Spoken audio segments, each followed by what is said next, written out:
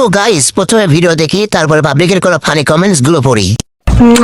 এটা আমাদের গল্প দূরে দূরে रुको जरा सबर करो।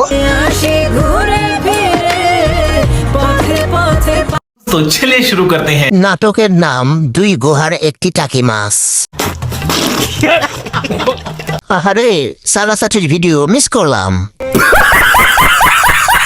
কাপল বলকের ট্রেনিং নিতে গেছে মনে হয়।